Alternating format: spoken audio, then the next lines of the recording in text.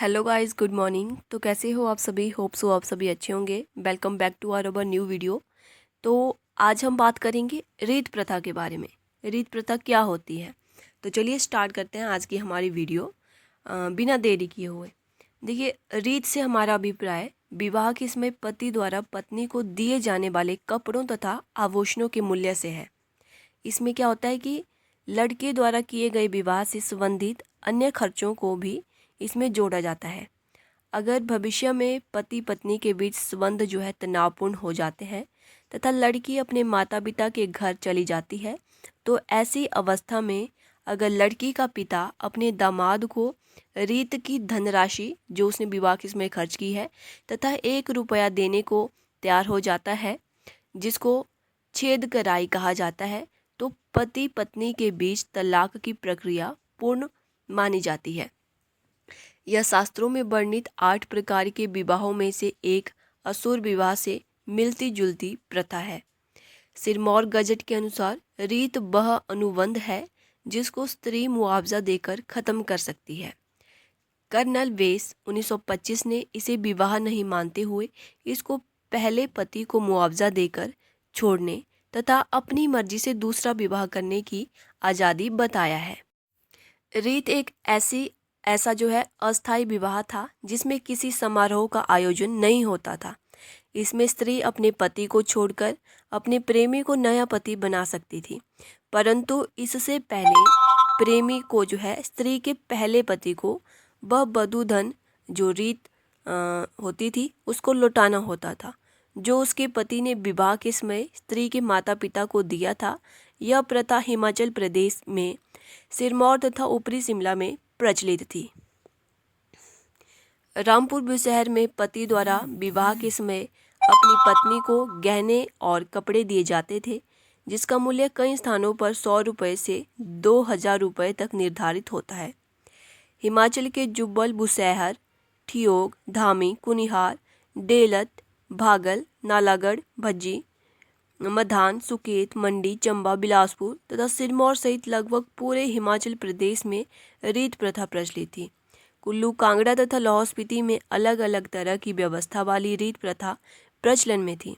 राजपूतों तथा ब्राह्मणों में रीत प्रथा कम देखने को मिलती थी, परंतु जो कोली, भाट तथा कनैतों में जो है रीत प्रथा की काफ़ी ज़्यादा प्रचलन था।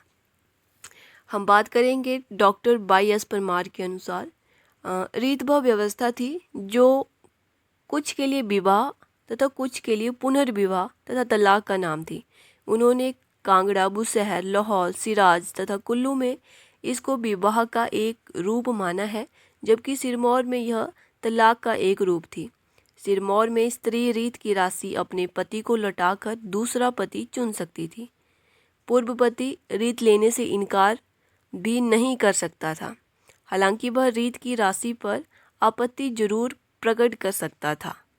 1924 ईस्वी में शिमला में हिंदू सम्मेलन में इस प्रथा को समाप्त करने की मांग उठाई गई। हिमालय विद्या प्रबंधनी सभा के सदस्य ठाकुर सूरत सिंह ने शिमला हिल स्टेट के सुपरिटेंडेंट को 1924 ईस्वी में एक पत्र लिखकर इस प्रथा को समाप्त करने की मांग की, क्योंकि यह प्रथा परिवारों के विघटन तथा महिलाओं की तस्करी को बढ़ावा दे रही थी। अब हम बात करेंगे रीत प्रथा के दोष। रीत प्रथा के दोष क्या थे? तो रीत प्रथा के प्रमुख दोषों को हम निम्न प्रकार से समझ सकते हैं, जैसे कि रीत प्रथा में लड़की के नैतिक मूल्यों का पतन होता है तथा उसके चरित्र पर जो है बुरा प्रभाव पड़ता है। रीत जो है विवाह के तहत औरत को जानवरों की तरह खरीद फरोख्त की जाती थी। इस प्रथा में औरतों को तब तक बेचा या खरीदा जाता है जब तक उसकी मांग दुल्हन के रूप में बनी रहती है। बाहरी लोग ज़्यादा पैसे देकर पहाड़ों से लड़कियां खरीद कर ले जाते हैं और उनको मैदानी क्षेत्रों के वेश्यालयों में बेच दिया जाता है।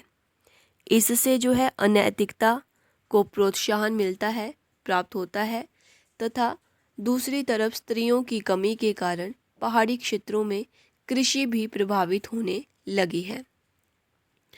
रीत की राशि चुकाने के लिए लोग कई बार महाजनों साहूकारों से ऋण ले लेते हैं और फिर वे उस ऋण के कारण उम्र भर के लिए साहूकारों के चंगुल में फंस जाते हैं। रीत प्रथा के कारण पारिवारिक संबंधों पर दुष्प्रभाव पड़ता है तथा समाज की स्थिरता भी प्रभावित होती है। नेक्स्ट हम बात करेंगे पहाड़ी रियासतों एवं ब्रिटिश सरकार का रुख रीत प्रथा के प्रति। तो ब्रिटिश सरकार ने शुरुआत में रीत प्रथा को रियासतों का आंतरिक मामला बताते हुए इससे दूरी बनाकर रखी। बघाट के राजा राणा दलीप सिंह ने 1917 ईस्वी में रीत प्रथा के खिलाफ एक कानून पारित किया, जिसके अनुसार जिस स्त्री का पति जीवित हो उसके रीत विवाह को गैर कानूनी माना गया। भागल में सन 1924 में विवाह के पंजीकरण तथा जांच की शुरुआत हुई। बुशहर रियासत में ब्राह्मणों तथा राजपूतों को धर्मशास्त्र विवाह करने का आदेश दिया गया तथा अंतरजातीय विवाह को प्रतिबंधित कर दिया गया। लेकिन अधिकांश राजाओं ने रीत प्रथा का पक्ष लेते हुए इसे हटाने का विरोध किया। कहलूर, रतेश, मधान, ठियोग, जुब्बल, कुठार, कोरी, भज्जी, नालागढ़ तथा कुमारसेन ठकुराइयों तथा रियासतों ने रीत प्रथा के विरुद्ध कानून बनाने से इनकार कर दिया। नेक्स्ट हम बात करेंगे रीत की समाप्ति। ब्रिटिश सरकार तथा हिमालय विद्या प्रबंधनी सभा के दबाव के कारण 16 जुलाई सन 1926 को 21 पहाड़ी राज्यों ने एक सम्मेलन का आयोजन करके रीत प्रथा को समाप्त करने तथा विवाह से संबंधित नियम बनाने का निर्णय लिया। रीत प्रथा के प्रभाव। जहां रीत प्रथा के अनेक बुरे प्रभाव थे, वहीं इसके कुछ अच्छे या सकारात्मक प्रभाव भी देखे जा सकते हैं, जैसे कि कांगड़ा में कन्या हत्या में कमी, विधवा विवाह होना, दहेज की जगह बधू धन का होना, बाल विवाह में कमी, आसानी से तलाक आदि। ये सभी भाव जो है समाज में महिलाओं की सशक्त होती स्थिति को भी प्रदर्शित करते हैं।